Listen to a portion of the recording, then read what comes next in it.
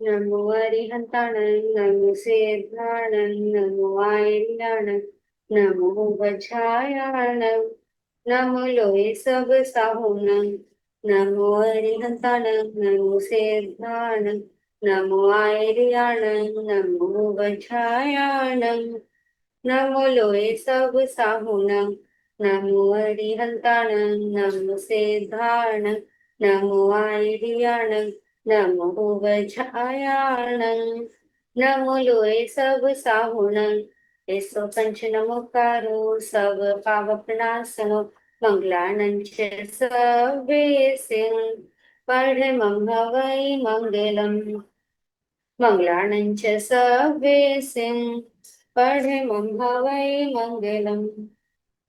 परम पूज्य आचार्य भगवान आराध्य भगवान परम पूज्य हमारे आराध्य गुरु भगवान पूज्य गणेश जी महाराज साहब एवं जम सभा में उपस्थित पूज्य साधु साध्वी जी को वंदन नमन।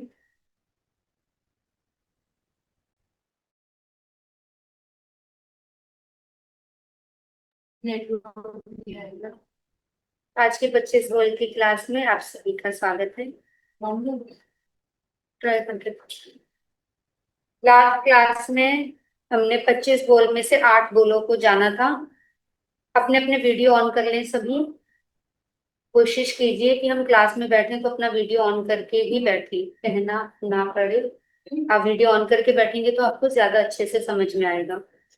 8 बोल हमने किए थे। पहला बोल गति 4, दूसरा बोल जाति 5, तीसरा बोल काय 6, चौथा बोल इंद्रिय 5, पांचवा बोल पर्याप्ति 6, छठा बोल प्राण 10, सातवां बोल शरीर 5 और आठवां बोल योग 15। यहाँ तक हमने अभी तक किया है और इसका एक छोटा सा टेस्ट भी हुआ था। आप सभी ने वो टेस्ट भी दिया और बहुत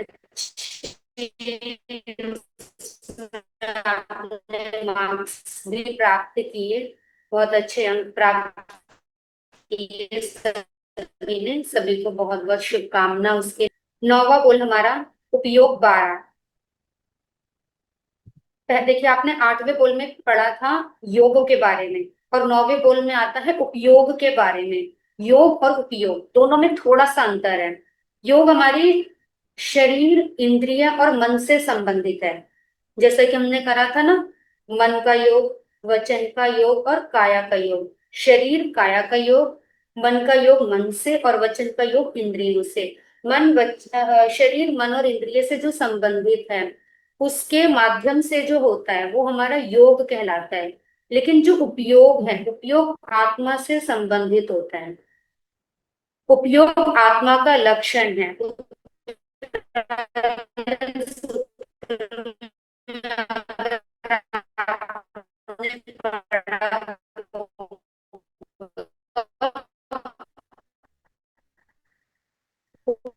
उपयोग यानी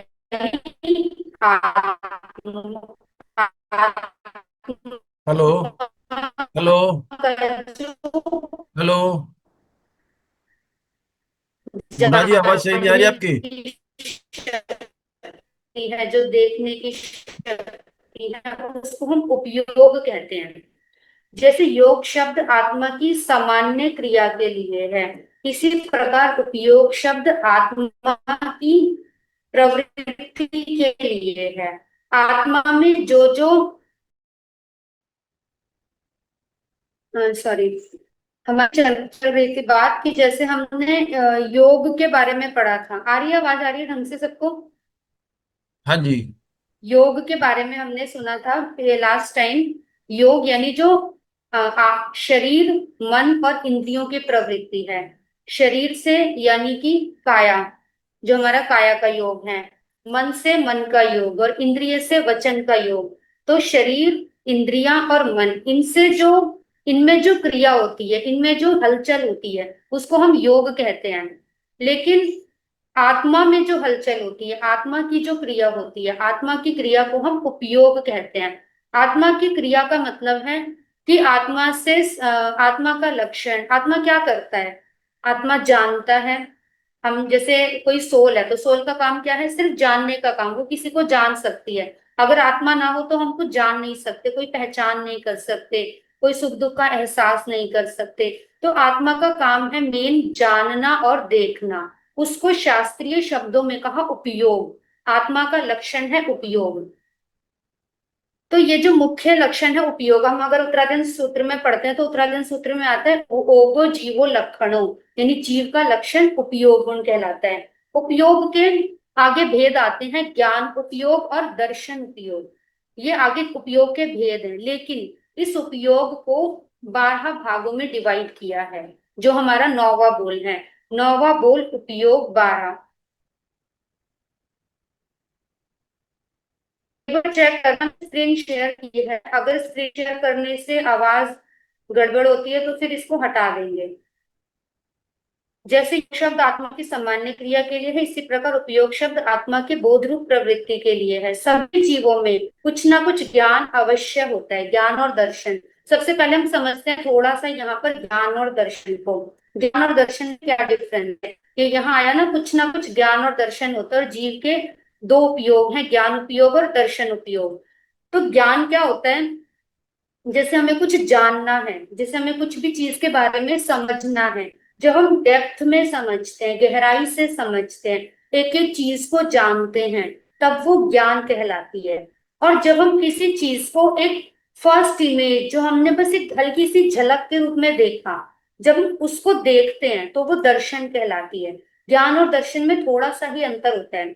जैसे फर्स्ट जब आपका समर वेकेशन कैंप लगना था, तो फर्स्ट आपको सबसे पहले ये पता चला कि एक समर वेकेशन कैंप लगना है। ठीक है, आपको सिर्फ इतनी जानकारी मिली कि कैंप लगेगा। अब उस टाइम पर तो आपको कुछ नहीं पता था ना, आपने एक मैसेज देखा कैंप का। क्या आपको वो मैसेज देखते ही सारी चीजें डिटेल में समझ में आ गई थी, जिसमें क्या क्या होने वाला है, कौन पढ़ाने वाला है, किस टाइम पढ़ाया जाएगा, कैसे सारी चीजें, कुछ नहीं पता था ना। फर्स्ट जब आपको एक झलक पता चली कि हाँ कैंप लगेगा, तो हम अब मतलब एक समझने के लिए उसको ये समझना, वो दर्शन है, फर्स्ट झलक।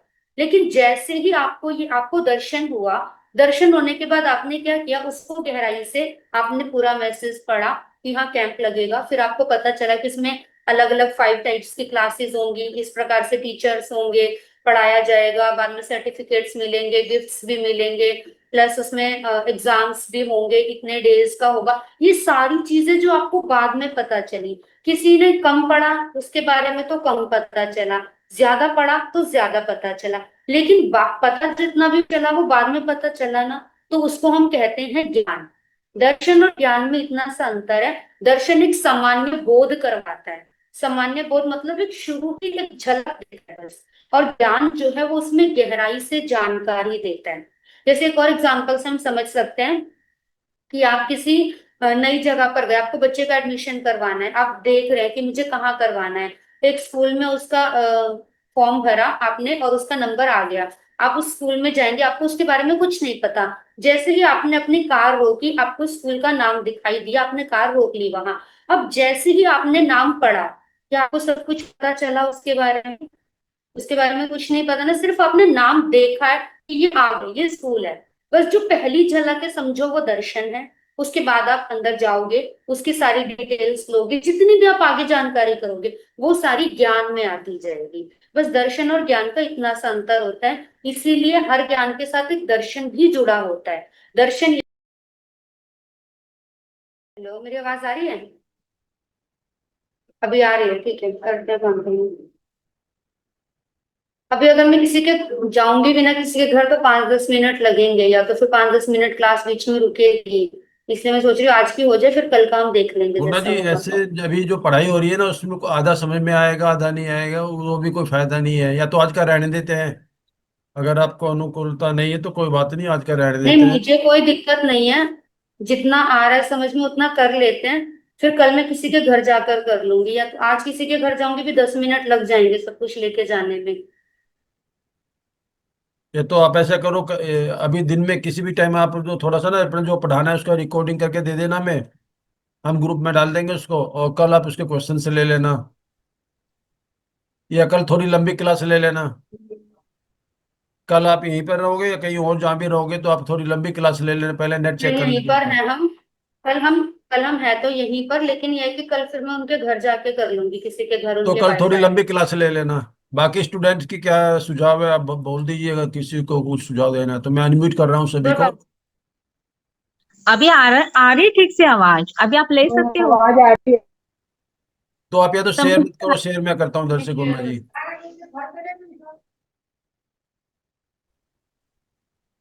अगर स्क्रीन शेयर नहीं होती तो आवाज ठीक से आ रही है, तो बिना स्क्रीन शेयर के आप ले सकते हो। मथेनुंदई महाराज मासा आपका आवाज ठीक से नहीं आ रहा है।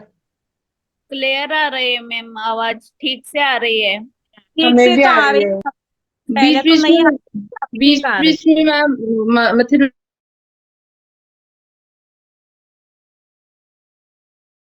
आ रही है पे, जी, ठीक से आ रही है जी। अब तो महाराज जी आ रही है। भी कर लेते हैं फिर, या तो कंटिन्यू अगर आप लगेगा पेज बीच नंबर में बोलो भी गुरु फिर। जी, मैं इधर से शेयर करता हूँ अपने पास से। पेज नंबर बता दीजिए आप। कोई दिक्कत आएगी तो फिर बीच में रहने दें, कोई बात नहीं आज का। नहीं तो स्क्रीन के बिना करवा देती हूँ, कोई दिक्कत नहीं है मुझे, ठीक है, स्क्रीन अब के बिना ऐसे। आप कंटिन्यू करो गुरु जी फिर। हाँ, स्क्रीन के बिना ऐसे ही करवा देती हूँ। हाँ अगर जी। आपको लगेगा अभी, अगर एक और बार अगर वापस रुकेगा तो फिर ऐसा करेंगे, मोबाइल से ज्वाइन करके फिर मैं तब करा दूंगी, हो सकता है उससे ठीक चल जाए। ठीक है। ठीक है जी। ठीक है। हाँ जी। तो चल, हमारी ये बात थी ज्ञान और दर्शन की। ये होता है उपयोग के भेद। उपयोग के दो प्रकार के भेद होते हैं, ज्ञान और दर्शन। अब यहाँ पर आता है हमारे, सब कुछ समझ में आ गया ना, दर्शन और ज्ञान में क्या डिफरेंस है। दर्शन सामान्य बोध है, सामान्य झलक है, और ज्ञान उसके अंदर गहराई है, उसके अंदर गहराई से जानना ज्ञान है। तो अब उपयोग जो है, 12 प्रकार के उपयोग, इसके 3 टाइप्स हैं, ज्ञान, अज्ञान और दर्शन। 12 उपयोग में 5 ज्ञान, 3 अज्ञान, 4 दर्शन। ये टोटल मिलाकर 12 उपयोग होते हैं। 5 ज्ञान, जैसे कि हमने बहुत बार, आप सभी ने सुन भी रखा होगा, 5 प्रकार के ज्ञान होते हैं। अब इसको भी थोड़ा सा हम देख लेते हैं, ज्ञान, अज्ञान और दर्शन क्या क्या चीजें हैं। ज्ञान का मतलब हुआ सही जानकारी, सम्यक जानना, जो चीज जैसी है उसको वैसा ही जानना। इजी लैंग्वेज में अगर हम समझे तो उसका नाम है ज्ञान। जो जैसा है उसको वैसा जानना ज्ञान है। जो जैसा है उसको वैसा ना जानकर उससे अपोजिट जानना, जो जैसा नहीं है उसको वैसा जानना, उसका नाम अज्ञान है। कई लोगों को इसमें थोड़ा सा भ्रम रहता है कि अज्ञान का मतलब कि ज्ञान नहीं है, ज्ञान खत्म हो गया, ज्ञान का अभाव हो गया। नहीं, तो अज्ञान का मतलब ज्ञान का ना होना नहीं होता। अज्ञान का मतलब होता है ज्ञान तो है, जान तो रहा है, लेकिन अपोजिट जान रहा है, विपरीत जान रहा है, मिथ्या, यानी जो जैसा नहीं है उसको वैसा जान रहा है, उसको कहते हैं अज्ञान। और तीसरा होता है दर्शन, जो कि अभी हमने समझा, ज्ञान और अज्ञान से पहले की जो स्टेज है वो है दर्शन। तो ज्ञान, अज्ञान, दर्शन, ये 3 चीजें हो गई। अब इसमें सबसे पहले आता है 5 प्रकार का ज्ञान। अभी इसमें एक बात और आई थी कि सभी जीवों में कुछ ना कुछ ज्ञान का अंश रहता ही रहता है। ऐसे कोई भी जीव नहीं होंगे जिनमें कोई भी ज्ञान ना हो, क्योंकि ज्ञान और जीव यानी ज्ञान और आत्मा जो है, दोनों का कनेक्शन ऐसे होता है जैसे आप ये समझ लो सूरज और प्रकाश है। क्या ऐसा कभी पॉसिबल है कि सूरज है और प्रकाश नहीं है? सूरज तो हमें दिख रहा है लेकिन रोशनी नहीं हो रही, ऐसा नहीं हो सकता ना। सूरज है तो रोशनी होगी होगी, रोशनी है तो सूरज होगा ही होगा। ये इन दोनों का एक आपस में संबंध है। मिश्री है तो मिठास होगी ही होगी, मिठास है तो मिश्री है, तो दोनों का आपस में एक संबंध है। इसी तरीके से आत्मा है तो ज्ञान है, ज्ञान है तो आत्मा है, दोनों को हम अलग नहीं कर सकते, दोनों एक ही चीज है। अब जैसे अगर कोई ऐसा जीव हो, जैसे बिल्कुल एक इंद्रिय जीव है, बिल्कुल निगोद का जीव है, जिसे कुछ भी नहीं पता, उसका विकास कैसा, बिल्कुल सूक्ष्मतम अल्पतम विकास। अब आप कहेंगे उसमें कौन सा ज्ञान है? क्वेश्चन हो सकता है कि उसमें तो कोई ज्ञान नहीं है, और हमने कहा कि हर आत्मा के अंदर ज्ञान जरूर होता है। तो अब देखिए कि कोई जीव ऐसा है, बिल्कुल न्यूनतम विकास, बिल्कुल निबोध का जीव, वो जीव भी हर हर सेकंड, या ये कहें हम एक श्वास लेते छोड़ते हैं, उतनी देर में उसका 17.5 बार जन्म मरण हो जाता है। और 17.5 बार जन्म मरण का मतलब क्या, 17 बार तो जन्म और मरण दोनों। और जो अगला 18वां है उसमें श्वास ली है छोड़ी नहीं है, सिर्फ सिर्फ इतना हुआ, तो वो 17.5 बार जन्म मरण कहलाता है। अब वो जो 17.5 बार जन्म मरण हो रहा है, उसके अंदर अब देखिए कि क्या हम ये कहेंगे कि जैसे भगवान ने कहा जन्म और मरण में अनंत दुख होता है, तो क्या उन जीवों को सुख दुख का एहसास होता है? उस जीव को भी उस अनंत दुख का एहसास होता है, उसको भी अनुभव आता है। हम क्यों कहते हैं कि हमें वृक्षों का, वनस्पति को नहीं काटना चाहिए, हमें उनकी रक्षा करनी चाहिए? उनको भी सुख दुख होता है, उनको दुख होता है, इसका मतलब कि उनको वो ज्ञान है, उनका ज्ञान इतना ही है जिसके माध्यम से वो सुख और दुख का अनुभव कर पाते हैं। तो वही उनका ज्ञान है। बाकी जैसे जैसे विकास होता जाता है वैसे वैसे उनकी ज्ञान जो क्षमता है वो बढ़ती चली जाती है। हमारा ज्ञान विकासित है और उनका ज्ञान जो हमारा विकसित है, उनका ज्ञान अविकसित है, अभी बहुत कम है। सिर्फ इतना सा अंतर है, लेकिन ज्ञान हर जीव के अंदर है। अब कोई डेड बॉडी है, चाहे वो पंचेंद्रिय जीव की, मनुष्य की है, लेकिन उसको कोई ज्ञान नहीं होगा, उसको कितना भी आप कुछ कर लो उसको कोई अनुभव नहीं आएगा, क्योंकि उसके अंदर से जो ज्ञान का पावर था, ज्ञान का जो स्रोत था आत्मा, वो निकल गया। इसीलिए कहते हैं हर ज्ञान, आत्मा के साथ ज्ञान जरूर होता है। इसके बाद आता है 5 ज्ञान, 3 अज्ञान और 4 दर्शन। 5 ज्ञान में सबसे पहला आता है मति ज्ञान। मति ज्ञान, मति का मतलब होता है बुद्धि, मति यानी बुद्धि। मति ज्ञान का मतलब क्या होता है? जो इंद्रिय और मन की सहायता से हम वस्तुओं का ज्ञान करते हैं, इंद्रिय और मन की सहायता से किया जाने वाला जो वस्तुओं का ज्ञान है उसे हम मति ज्ञान कहते हैं। इंद्रिय और मन की सहायता से का मतलब क्या हुआ? मति ज्ञान और श्रुत ज्ञान। दूसरा ज्ञान होता है श्रुत ज्ञान। श्रुत ज्ञान यानी जो सुनकर होने वाला ज्ञान है। जैसे अभी हम सुन रहे हैं, श्रुत का मतलब सुनना, अभी हम सुन रहे हैं ना, तो सुनकर जो हमें ज्ञान होता है वो श्रुत ज्ञान कहलाता है। मति ज्ञान और श्रुत ज्ञान दोनों ही ऐसे ज्ञान है जो इंद्रिय और मन की सहायता से होते हैं, और इन दोनों ही ज्ञानों, ये दोनों ही ज्ञान हर जीव के साथ हर समय होते ही होते हैं। कोई भी ऐसा क्षण नहीं होता जब जीव के साथ मति ज्ञान या श्रुत ज्ञान, दोनों ज्ञान हमेशा होते हैं। वो बात अलग है कि जब तक हम चीजों को जैसा है वैसा जान रहे हैं, हमें सम्यक ज्ञान है, तो वो मति ज्ञान कहलाता है, वरना वो अज्ञान कहलाता है। लेकिन अब देखिए मति ज्ञान क्या है? हमने कोई चीज देखी, हमें संसार में जो चीजें दिखाई दे रही हैं, हम जो ग्रंथ पढ़ रहे हैं, हमें जो उसमें पढ़कर समझ में आ रहा है, तो वो क्या है? हमें जैसा दिख रहा है हम उसको, जो चीज जैसी हम उसको वैसा समझ रहे हैं। मति ज्ञान में ना दोनों ही टाइप्स होते हैं, इसको थोड़ा सा ध्यान से समझना। फर्स्ट को होता है जो हम एक्चुअल में बोलते हैं आत्मा वाला मति ज्ञान। मतलब क्या होता है कि जैसे शरीर के बारे में हमें जैसा पता है, आत्मा के बारे में हमें जैसा पता है, हम उसको वैसा जानते हैं, और वैसा ही हमने अपने बुद्धि के लेवल से उसको समझा हुआ है कि मतलब ये बॉडी है, बॉडी मेरे साथ कनेक्टेड है, मैं सोल हूँ, मैं शुद्ध आत्मा हूँ, और बॉडी का और आत्मा का एक संबंध होता है। ये सारी चीजें जो हैं, दोनों चीजें अलग अलग है। आत्मा एक अलग तत्व है, शरीर एक अलग तत्व है। इसके बारे में हमने बहुत गहराई में समझा है, हमें चीजें बिल्कुल समझ में, हमें बिल्कुल क्लियर है हमारे मस्तिष्क में, ये ऐसा ही होता है। इसका मतलब वो क्या कहलाएगा? हमने अपनी इंद्रियों के आधार पर आंखों से देखा या पढ़ा या फिर उसको समझा या सुना, उसको पढ़कर फिर हमें बुद्धि से समझ में आया कि ये चीजें ऐसे ऐसे होती है। हमने बुद्धि के लेवल से अभी उसको समझा है, अभी जरूरी नहीं कि वो आत्मा में उतर गया, हमें उसका वैसा फील हुआ, ऐसा जरूरी नहीं है, सिर्फ हमने बुद्धि के लेवल से उसको समझ लिया, तो वो कहलाएगा मति ज्ञान। क्योंकि बुद्धि, मति यानी बुद्धि, बुद्धि से समझ लिया, जैसा है वैसा। अंधेरे में आप जा रहे हैं, आपको एक आकृति दिखती है, एक स्टैचू दिखता है, कुछ वहां पर है, अंधेरे में देखा तो आपको ऐसा लग सकता है कि वो क्या है, वो कोई स्टैचू खड़ा है या वहाँ कोई पेड़ खड़ा हुआ है सूखा हुआ, या फिर वहां पर कोई इंसान खड़ा है, आपको ऐसा लगेगा। धीरे धीरे जब आप देखोगे तो आपको उसमें क्लैरिटी आ जाएगी कि अरे ये तो हिलना डुलना कर रहा है, इसका मतलब ये तो इंसान है। आपने अपनी आंखों से देखकर फिर उसको समझा ना, जैसा था वैसा आपने समझ लिया, इसका मतलब वो कहलाएगा मति ज्ञान। बुद्धि के लेवल से आपने उसको वैसा ही समझ लिया। लेकिन अंधेरे में देखकर आप, वो था तो इंसान पर वो हिल नहीं रहा था, तो आपने उसको समझ लिया अरे ये तो एक स्टैचू खड़ा हुआ, इंसान नहीं है। तो वो क्या हो गया? था तो वो इंसान, आपने उसको रॉन्ग समझ लिया, वो इंसान नहीं है। इसका मतलब वो हो गया मति अज्ञान। ये केवल एक बाहरी रूप में समझा रही हूँ आपको ताकि हमें समझ में आ जाए। वो आगे इसी तरीके से आत्मा के स्तर पर भी होता है। तो वो हमने उसको जो था वैसा, हमने वैसा ना समझ के उसे कुछ और समझ लिया, वो मति अज्ञान हो गया, यानी बुद्धि के लेवल से समझना।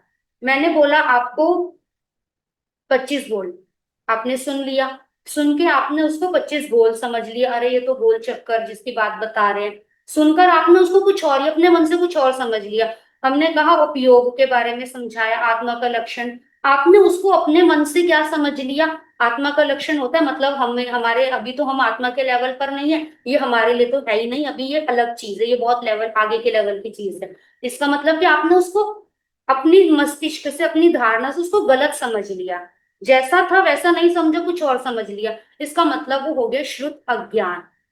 ज्ञान मतलब जैसा है वैसा समझना, अज्ञान मतलब जैसा नहीं है वैसा समझना। तो मति ज्ञान और श्रुत ज्ञान, इसी प्रकार से मति अज्ञान और श्रुत अज्ञान, ये बुद्धि और आत्मा, बुद्धि और मन की सहायता से जाना और समझा जाता है।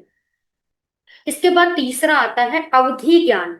अवधि ज्ञान का मतलब क्या होता है, इंद्रिय और मन से ऊपर का लेवल, यानी कि जब हमें इंद्रियों की जरूरत नहीं रहती, शरीर की जरूरत नहीं रहती, मन की जरूरत नहीं रहती, आत्मा के द्वारा हम प्रत्यक्ष किसी भी चीज को जान सकते हैं एक लिमिट में। अवधि का मतलब होता है सीमा, सीमा यानी लिमिटेशन, जिसमें समय की लिमिटेशन होती है, यानी काल की लिमिटेशन, टाइम की लिमिटेशन, और वस्तु की लिमिटेशन, स्थान की लिमिटेशन, जिसमें काल, स्थान और वस्तु की मर्यादा होती है। उसकी मर्यादा में रहकर हम सीमित रूप में जिसको जानते हैं उसे हम अवधि ज्ञान कहते हैं। अवधि ज्ञान, जैसे इसका मतलब क्या होता है, अभी तो हमें यहाँ पर आसपास जो भी दिख रहा है हमें अपनी आंखों से दिख रहा है, जो हम सुन रहे हैं वो कानों से सुन रहे हैं, लेकिन एक लेवल ऐसा होता है जिसमें हमारी आंखें बंद है, इंद्रियां सब बंद है, इंद्रियों से आगे के लेवल, यहाँ तो आपको केवल आप जिस रूम में बैठे आपको वहां का दिखेगा, पर जब अवधि ज्ञान वाली स्टेज आएगी, आपने आंख भी बंद की हुई है, आपका कहीं ध्यान नहीं है, लेकिन फिर भी आत्मा के आधार पर आप अपनी इंद्रियों से बाहर की चीज, इंद्रियों की लिमिटेशन से बाहर की चीज, यानी जैसे आप इस एरिया में है, इससे बाहर दिल्ली में है, दिल्ली से बाहर का, वहां का आपको पूरा ऐसे दिख रहा है जैसे पिक्चर सामने चल रही है, सिर्फ आत्मा के लेवल पर, लेकिन दिखते हैं केवल रूपी पदार्थ। रूपी का मतलब जो इंद्रियों से हम जिनको देख सकते हैं वो पदार्थ हमें इंद्रियों की लिमिटेशन के बाहर के भी दिखाई देते हैं, जब उसको हम अवधि ज्ञान कहते हैं। अवधि ज्ञान का मतलब क्या है कि यहाँ पर एक जगह पर रहते हुए भी जब हमें अपनी इंद्रियों की लिमिटेशन की बाहर की चीजें दिखने लगती हैं, सुनने लगती हैं, हमें सब कुछ पता चलने लगता है, तब वो अवधि ज्ञान कहलाता है। जैसे देवता और नारकियों को जो अवधि ज्ञान होता है वो जन्म से ही होता है। देव और नारकी जीव ऐसे होते हैं जिनको जन्म लेते के साथ ही अवधि ज्ञान होता है, उसे उन्हें उसके लिए कुछ नहीं करना पड़ता। अब देवता तो देवलोक में है, लेकिन उन अपना उपयोग लगाते हैं, उनको यहाँ का दिखाई देने लगता है। आपने कई बार सुना होगा ना, कहते हैं उन इंद्र देवता ने उपयोग लगाया और उसको यहाँ दिखाई दिया। उपयोग लगाने का मतलब क्या, उसने अपने अवधि ज्ञान का उपयोग लगाया, तो उसको उसकी लिमिट, इंद्रियों की लिमिटेशन की बाहर की चीजें, यानी यहाँ पर ये जो जहां हम रहते हैं पृथ्वी लोक, मध्य लोक, यहाँ की चीजें उसको दिखाई देने लगी, हम क्या कर रहे हैं, क्या हो रहा है यहाँ पर, वो सब उसको दिखाई दिया। भगवान गर्भ में आए माता के, भगवान का जन्म हो गया, इस समय भगवान क्या कर रहे हैं, वो सारी चीजें इंद्र देवता को कैसे पता चल रही है, वहां से अवधि ज्ञान के आधार। तो अवधि ज्ञान इंद्रियों के बाहर की जो रूपी चीजें होती हैं जिसको हम इंद्रियों से देख सकते हैं, उसको, उसका ज्ञान जो करता है वो अवधि ज्ञान होता है। अब देवता होगा, इसी तरीके से नारकियों का होता है। नारकियों को क्या होता है, जैसे वो यहाँ पर हैं, एक जगह पर हैं, अब दूसरी जगह, दूसरी मतलब थोड़ी सी दूर पर एक परमाधर्मी देव है, जो मैंने बताया था ना, जो उनको दुख देते हैं, वहां से वो देव आया, उसके उसको उसको मारने के लिए आ रहा है। अब उसको, नारकी जीव को क्या होगा, अपने अवधि ज्ञान से उसको पहले ही पता चल जाएगा कि ये इसको मारने आने वाला है, कोई उसके साथ में है, उसको देखकर उसको पता चल जाएगा कि ये मुझे मारना चाहता है, ये मुझे परेशान करना चाहता है, या इसने मेरे साथ पहले बुरा किया था। पास्ट का, फ्यूचर का, पास्ट का भी पता चलता है, फ्यूचर का भी पता चलता है, पास का भी पता चलता है, दूर का भी पता चलता है। वो सबकी अपनी अपनी लिमिटेशंस होती हैं। किसको कितने लेवल का अवधि ज्ञान हुआ है, जिसको ज्यादा लेवल का अवधि ज्ञान हुआ है उसे पूरा लोक भी दिखने लगता है। जिसको कम लेवल का अवधि ज्ञान हुआ है उसे हो सकता है केवल अपना एक ये शहर है, अपने शहर तक का भी हुआ हो। सबका अलग अलग लेवल है, इसको कितना होता है लिमिटेशन, लोक से बाहर का नहीं होगा। एंड जो है उसका वो लोक तक ही होगा। इसी तरीके से उसकी टाइम की भी लिमिटेशन होती है। तो ऐसे जिसको दिखने लग जाता है वो उसका अवधि ज्ञान कहलाता है। नारकियों का अवधि ज्ञान उनके दुख का कारण बनता है। उसे पहले ही पता चल गया ये मारने आने वाला है, तो वो पहले से ही और डरना शुरू हो जाएगा, उसे और डर लगने लगेगा, अरे ये तो मुझे मारेगा, अब ये मेरे साथ ऐसा करने वाला है, उसको आगे का पता चलने लग गया। तो ये नारकियों और देवताओं को ऐसा होता है। पर मनुष्य और जो त्रियंच होते हैं उनको विशेष साधना के द्वारा अवधि ज्ञान की प्राप्ति हो जाती है। जैसे हमारे आचार्य भगवान श्री आत्माराम जी महाराज साहब थे, आपने कभी अगर उनके बारे में सुना होगा, तो उनको इस प्रकार का ज्ञान था। वो यहाँ पर जब उनका ऑपरेशन हुआ था, तो ऑपरेशन होने के बाद वो यहाँ से फॉरेन की, लंदन की बात उन्होंने अपने ज्ञान में देकर बता दी थी। जो उनके जिस डॉक्टर ने उनका ऑपरेशन किया था, उस डॉक्टर को उन्होंने बता दिया था कि उसका वहां लंदन में घर है, उसके घर में किस किस टाइप से कितने रूम्स हैं, वहां पर इस टाइम क्या हो रहा है, वो सारी चीजें उन्होंने बता दी थी। ये अवधि ज्ञान के द्वारा होता है। आज के टाइम में भी अवधि ज्ञान हो सकता है, लेकिन उसके लिए आत्मा की शुद्धता उतनी होनी चाहिए। ये अवधि ज्ञान है। अवधि ज्ञान का भी अज्ञान रूप होता है। जैसे मति ज्ञान और श्रुत ज्ञान का है ना, इसका भी अपोजिट हो सकता है। जो मिथ्यात्वी है या जो जैसा वैसा नहीं समझता, वो मति अज्ञान या श्रुत ज्ञान है। अवधि ज्ञान में क्या होता है कि किसी को अवधि ज्ञान हुआ, अब वो है तो मिथ्या दृष्टि, यानी कि उसको भगवान की वाणी पर विश्वास नहीं है। उसे अवधि ज्ञान हुआ और उसने क्या समझ लिया कि ये तो ना, मतलब जो मुझे मुझे तो केवल ज्ञान हो गया, मुझे तो सब कुछ दिखाई देने लग गया, और जितना मुझे दिख रहा है बस उतना ही सच है, बाकी सब बाहर का बेकार है। ऐसा हमारे शास्त्रों में आता है, शिवराज ऋषि को 7 समुद्रों 7 द्वीपों तक का ज्ञान हुआ था। मतलब एक एक जगह है, जैसे यहाँ पर ये जम्बू द्वीप है, उसका आगे वर्णन बताएं तो बहुत डिटेल में है। इसी तरीके से आप लगा लो 7 द्वीप 7 समुद्र तक का उनको ज्ञान हुआ। पर उन्होंने क्या समझा कि इतना ही लोक होता है, भगवान तो झूठ बोलते हैं, वो गलत है, मुझे तो केवल ज्ञान हो गया। उन्होंने अपने ज्ञान को केवल ज्ञान समझ लिया, भगवान की वाणी पर विश्वास नहीं रखा। तो वो जो उनका अवधि ज्ञान था वो अज्ञान हो गया। अवधि ज्ञान का जो अज्ञान रूप होता है उसको शास्त्र में नाम देते हैं विभंग ज्ञान। विभंग ज्ञान, विभंग अज्ञान नहीं, विभंग का मतलब है ऑपोजिट, उल्टा, और ज्ञान, विभंग ज्ञान मतलब जिसको विपरीत ज्ञान है। तो अवधि ज्ञान का जो ऑपोजिट है वो विभंग ज्ञान कहलाता है। नारकी जीव जितने मिथ्या दृष्टि हैं, देवता जितने मिथ्या दृष्टि हैं, उनका अवधि ज्ञान विभंग ज्ञान कहलाता है। और जो सम्यक दृष्टि होता है उसका ज्ञान अवधि ज्ञान कहलाता है। दोनों में इतना सा अंतर है।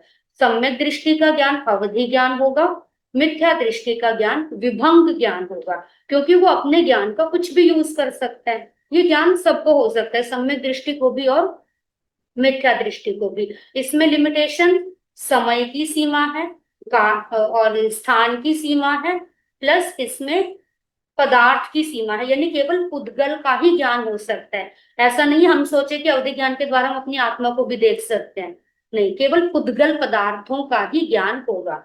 तो ये इसमें 3 प्रकार की सीमा होती है। चौथा आता है मनः पर्यव ज्ञान।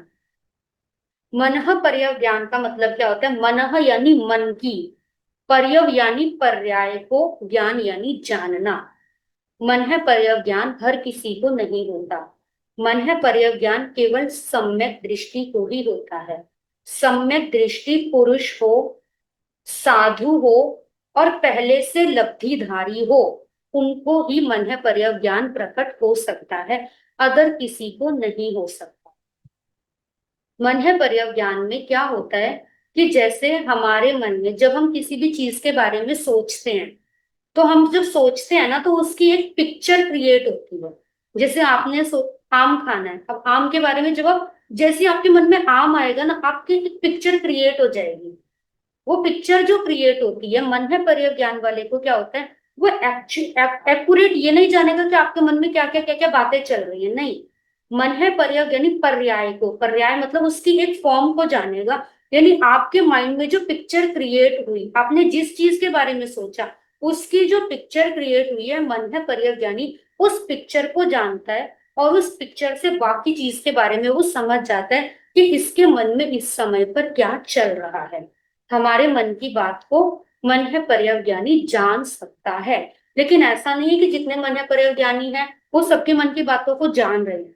वो जब जिसके मन का उपयोग लगाएंगे कि इसके मन में इस समय क्या चल रहा है उसका वो जान सकते। इसी तरीके से अवधि ज्ञान का होता है, हर समय अगर उनको सारी चीजें दिखाई देने लगेंगे वो तो पागल हो जाएंगे, अरे ये क्या हो रहा है मेरे साथ, ये क्या दिख रहा है। वो जिसका उपयोग लगाएंगे उनको उस समय पर वही दिखेगा। इसी तरीके से मन है पर्याय ज्ञानी का होता है, लेकिन इसकी स्पेशलिटी ये है कि ये हर किसी को नहीं होता, केवल मनुष्य को, वो भी लब्धिधारी साधु को ही होता है मन है पर्याय ज्ञान, और वो भी सम्यक दृष्टि को। मिथ्या दृष्टि को मन है पर्याय ज्ञान कभी भी नहीं होता। अब देखिए अवधि ज्ञान और मन है पर्याय ज्ञान में थोड़ा सा अंतर होता है। मन है पर्याय ज्ञानी भी रूपी पदार्थ को जान रहे हैं, क्योंकि हम मन से जो सोचेंगे वो भी कोई पुद्गल पदार्थ ही होगा जिसके बारे में हम सोचेंगे। आत्मा का तो क्या होगा, मन आत्मा के बारे में सोच सकता है, आत्मा को तो नहीं जान सकता ना मन। तो मन है पर्याय ज्ञानी भी रूपी पदार्थ को जान रहा है और अवधि ज्ञानी भी, लेकिन दोनों में इतना अंतर है जैसे एक फिजिशियन है, फिजिशियन क्या कर, फिजिशियन के पास जितनी भी मतलब जितनी भी बीमारी है वो हर बीमारी का थोड़ा जो जो उसको थोड़ा थोड़ा ट्रीटमेंट वो करेगा। आप किसी भी बीमारी के लिए उसके पास जा सकते हो, लेकिन कोई स्पेशलिस्ट है तो स्पेशलिस्ट क्या करेगा, वो एक ही बीमारी के बारे में जानेगा और वो डेप्थ में उसके बारे में आपको डेप्थ में बताएगा, या उसका ट्रीटमेंट वो डेप्थ में करेगा, डीपली समझता है, एक ही चीज को समझता है। इसी तरीके से अवधि ज्ञानी ऑल ओवर सब चीजें जानता है, मन है पर्याय ज्ञानी उन सब में से एक स्पेशल एक मन के पर्याय को जानता है।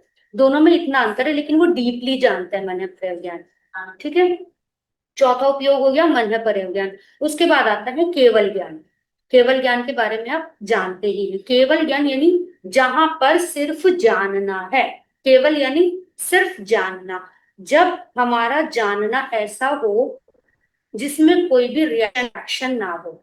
अभी हम किसी भी चीज के बारे में जानते हैं तो क्या होता है, एक्शन होता है तुरंत, अरे ये देखा उस, अरे वो ऐसा अच्छा लग रहा है, वो बुरा लग रहा है, इसने तो पहले वैसा कहा था, ये पहले ऐसा था। हम उसके बारे में ना तुरंत एक्शन रिएक्शन करना शुरू कर देते हैं। लेकिन केवल ज्ञानी का ज्ञान कैसा होता है, सिर्फ ज्ञान होता है, उसमें उसमें कोई एक्शन रिएक्शन नहीं होता। जब हमारा ज्ञान विदाउट एक्शन रिएक्शन हो जाएगा तो वो केवल ज्ञान की ओर बढ़ जाएगा। तो केवल ज्ञान जो कि आत्मा के द्वारा पूरे लोक आलोक को एक ही समय में जान सकता है और अपनी आत्मा को भी हर समय पर लगातार बिना रुकावट के जानता है, उसे हम केवल ज्ञान कहते हैं। केवल ज्ञान संपूर्ण ज्ञान है, बाकी के चार ज्ञान अपूर्ण ज्ञान है। केवल ज्ञान कंप्लीट है, बाकी के जो ज्ञान है वो अनकंप्लीट है, वो अधूरे हैं, और केवल ज्ञान पूरा है। इतना अंतर है। तो केवल ज्ञान भी हमेशा ज्ञान ही होता है, अज्ञान कभी हो भी नहीं सकता। ये है 5 प्रकार के ज्ञान। 5 ज्ञान हो गए, फिर आते हैं 3 अज्ञान। 3 अज्ञान में भी हमने समझ लिया, मति अज्ञान, श्रुत अज्ञान और विभंग ज्ञान। ज्ञान के साथ ही हमने इसके बारे में भी समझा। उसके बाद आते हैं 4 दर्शन। चक्षु दर्शन। चक्षु दर्शन का मतलब होता है, चक्षु यानी आंख, आंखों से देखना। जब हम चक्षु आंखों के द्वारा किसी चीज को देखते हैं तो वो चक्षु दर्शन कहलाता है। दर्शन यानी देखना। और चक्षु दर्शन, और चक्षु दर्शन का मतलब होता है बाकी की जितनी इंद्रियां हैं, जैसे हमारी कान है, नोज है, टेस्ट बड यानी कि हमारी जीभ है, या फिर हमारी स्पर्श शरीर है, शरीर से हमने किसी चीज का स्पर्श किया, फर्स्ट जो हमें अनुभव हुआ। कान में हमारे सबसे पहले कोई शब्द पड़ा, आगे की जानकारी नहीं है, पहला शब्द पड़ा। जीभ पर हमने कुछ रखा, सबसे पहले जैसे ही वो टच हुआ जीभ को, स्मेल किसी चीज की जैसे ही आनी स्टार्ट हुई, उसकी जो पहली झलक हुई वो भी दर्शन कहलाएगी। और चक्षु दर्शन यानी बाकी की 4 इंद्रियों से सामान्य बोध होना, सामान्य जानकारी होना, पहली जानकारी होना बाकी 4 इंद्रियों से, उसको कहते हैं अचक्षु दर्शन। तीसरा होता है अवधि दर्शन। अवधि दर्शन का मतलब कि जैसे हमने अवधि ज्ञान जाना, वो ज्ञान हो गया गहराई से जानना, उसी में जो पहली झलक मिलती है वो अवधि दर्शन है। अवधि दर्शन अवधि ज्ञान साथ साथ होता है। और चौथा केवल ज्ञान और केवल दर्शन। केवल दर्शन और केवल ज्ञान भी साथ साथ होता है। केवल ज्ञानी जिस भी चीज के बारे में उपयोग लगा रहे हैं, जिस भी चीज को देख रहे हैं, वो जैसे ही देख रहे हैं वैसे ही उसको जान रहे हैं। तो उनका भी जानना और देखना वो साथ साथ चलता है। दर्शन और ज्ञान दोनों साथ साथ ही होते हैं। जैसे ही दर्शन होगा वैसे ही ज्ञान शुरू हो जाएगा तुरंत। हम उसके बीच के जो अंतर को हम तो समझ ही नहीं सकते, वो इतना शॉर्ट टाइम में होता है कि हम उसको जान नहीं सकते। कि अभी हम बोल रहे हैं कि ये दर्शन हुआ फिर ज्ञान हुआ, इतनी देर में तो वो ज्ञान में ना जाने कितना आगे तक बढ़ चुका होगा, जितनी देर में हम उसको बताएंगे। हम उसे केवल समझा सकते हैं, हम उसे फील नहीं कर सकते। दर्शन और ज्ञान ज्ञान में बहुत छोटा सा अंतर होता है। तो ये हुआ, इस तरह से होते 12 उपयोग, 5 ज्ञान, 3 अज्ञान और 4 दर्शन। ये हमारे आत्मा से संबंधित है। इसमें मन इंद्रियां एक सहायक रूप में है, लेकिन काम मेन जो काम होता है वो हमारी आत्मा का ही होता है। ठीक है, ये 9वां बोल। अभी वैसे समय तो हो गया, इसी के हम कुछ क्वेश्चन आंसर है तो वो ले लेते हैं। फिर कल की क्लास में थोड़ा नेटवर्क के एरिया में बैठकर और फिर हम 10वां बोल कंप्लीट कर लेंगे। हाँ जी। सोना जी आवाज सही आ रही है। अभी तो कंटिन्यू करना चाहो तो 5-10 मिनट कर लो, मैं दूसरे डिवाइस से करा लूंगा दूसरी क्लास, अच्छा अगर ठीक है, आपको चलो अनुकूल 5 है। मिनट एक बार जो हाँ जी, मतलब 10वां बोल है आवाज सही उसका आ रही थोड़ा। है। हाँ जी, आ रही है, ठीक। आवाज सही आ रही है। 10वां बोल एक बार थोड़ा सा कर लेते हैं और उसके बाद फिर हम बाकी का कल कंप्लीट कर लेंगे। 5 मिनट और कर लेते हैं, फिर क्वेश्चन हाँ जी, आंसर ले लेंगे। जी जी। 10वां बोल है कर्म 8। कर्म 8, कर्म का मतलब होता है हम जो भी शुभ या अशुभ काम करते हैं, पूरा दिन में हर समय पर हम कुछ ना कुछ करते रहते हैं। ऐसा कोई भी टाइम नहीं होता जब हम मन से, वचन से या काया से कुछ भी नहीं कर रहे।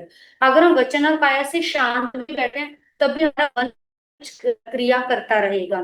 तो जो भी मन, वचन और काया से हम कोई भी क्रिया करते हैं, हमारे आसपास, जैसे हमने पढ़ा था ना कार्मण शरीर, तो इसी तरीके की एक वैरायटी के पुद्गल होते हैं जिनको वर्गना के पुद्गल। हमारे चारों तरफ कार्बन वर्गना के पुद्गल बहुत सारे, अनंत पुद्गल हमेशा होते हैं। हमने जैसे ही कुछ विचार किया वैसे ही वो जो पुद्गल है वो अट्रैक्ट होते हैं और आकर हमारी आत्मा के साथ उसका एक कनेक्शन बन जाता है, यानी वो आकर उसके साथ चिपक जाता है। आकर चिपकते हैं, उसी को हम कहते हैं कर्म बंध होना। कर्म के प्रदेश, प्रदेश यानी स्मॉलेस्ट पार्ट ऑफ कर्म, कर्म के प्रदेश आत्मा के प्रदेश के साथ आपस में जुड़ते हैं, उसका नाम है कर्म का बंध होना। जैसे एक मैग्नेट होता है और एक आयरन होता है। मैग्नेट और आयरन में दोनों ही अजीब है, दोनों नॉन लिविंग है, दोनों को कुछ नहीं पता, लेकिन उनके अंदर एक स्पेशल पावर क्या होती है, जितनी हाई पावर का मैग्नेट होगा उतना ज्यादा वो आयरन को अपनी ओर अट्रैक्ट करता है, और वो क्या करता है उसको अट्रैक्ट करके अपने साथ चिपका लेता है, वो दोनों ज्वाइंट हो जाते हैं। वो किसी ने कुछ नहीं किया, वो नेचुरल प्रोसेस होती है। जितनी कम पावर वाला मैग्नेट होगा उतना कम, मतलब उतना पास के या फिर ज्यादा दूरी के आयरन उसके पास नहीं आएंगे, या बहुत ज्यादा बड़े होंगे तो ही आएंगे, छोटे छोटे उतने नहीं आ पाएंगे, तो वो आकर उसके साथ ज्वाइंट हो जाएंगे। इसी तरीके से जो हमारे भाव हैं वो समझ लो आप मैग्नेट है, और जो कर्म के प्रदेश हैं वो आयरन है। तो जितने हमारे भाव स्ट्रांग होते हैं उतने ज्यादा ही कर्म के प्रदेश आते हैं और आत्मा के साथ बंध जाते हैं। जितने हमारे भाव हल्के होते हैं उतने कम प्रदेश आते हैं और वो आत्मा के साथ बंधते हैं। इस प्रक्रिया को, इस प्रोसेस को हमारे शास्त्रों में नाम देते हैं कर्म का बंध होना। कार्बन वर्गना के जो पुद्गल हैं वो न्यूट्रल है, उनमें ऐसा कुछ नहीं है कि ये ज्ञान ज्ञान को बांध रहे हैं या ये दर्शन को बांध रहे हैं, उनमें ऐसा कुछ नहीं है, न्यूट्रल है।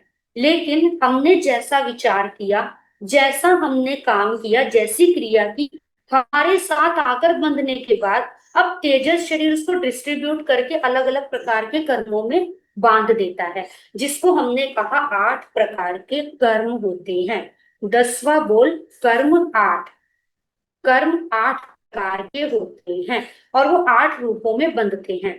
ज्ञानावर्णीय कर्म, दर्शनावर्णीय कर्म, वेदनीय कर्म, मोहनीय, आयुष्य, नाम, गोत्र और अंतराय। एक एक कर्म को हम कल थोड़ा सा डिटेल में लेंगे, अभी इतना इसमें समझेंगे कि ये जो 8 प्रकार के कर्म हैं, इसको भी मेन 2 भागों में बांट देते हैं हम। एक होते हैं घाती कर्म और दूसरा होता है आघाती कर्म।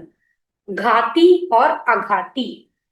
जो घाती कर्म है वो हमारी आत्मा से रिलेटेड है, जो हमारे आत्मा के गुण हैं। हमने देखा आत्मा के 4 भाग, प्राण, ज्ञान, दर्शन, सुख और वीर्य। तो आत्मा के जो गुण होते हैं, ज्ञान, दर्शन, सुख, वीर्य, या आत्मा के जो प्राण होते हैं, उन प्राणों को जो प्रभावित करते हैं, उनके ऊपर जो इम्पैक्ट डालते हैं, वो कर्म हमारे घाती कर्म कहलाते हैं। आत्मा के गुणों को प्रभावित करने वाले, आत्मा के गुणों की घात करने वाले कर्म घाती कर्म है।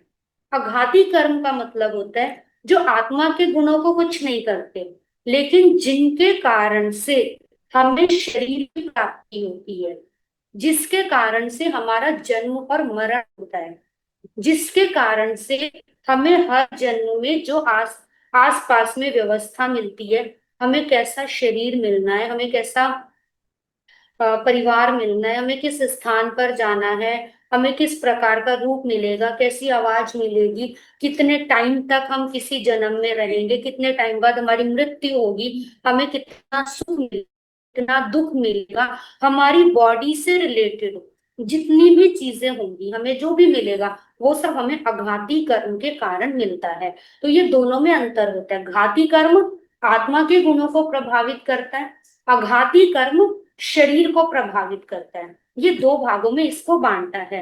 अब कौन कौन से घाती हैं, कौन कौन से अघाती हैं और उसका क्या मतलब है, वो हम कल की क्लास में करेंगे। नमो अरिहंताणम, नमो सिद्धाणम, नमो आयर्याणम, नमो वज्रायणम, नमो लोय साहुनम। गुरु आज्ञा से श्री चत्तारी मंगलम अरिहंता, मंगलम सिद्धा, मंगलम साहु, मंगलम केवली प्रणतोदम, मंगलम चत्तारी लघुत्तम अरिहंता, लघुत्तम सिद्धा, लघुत्तम साहु, लघुत्तम केवली प्रणतोदम, लघुत्तमो चत्तारी शरणं प्रव्रजामि, हन्ते शरणं प्रव्रजामि, सिद्धे शरणं प्रव्रजामि, साहु शरणं प्रव्रजामि, केवली प्रणतं धम्मं शरणं प्रव्रजामि। 4 शरणे दुख हरणे मंगल कल्याण न शरणे। मुझे नंदा भी गुना मुझे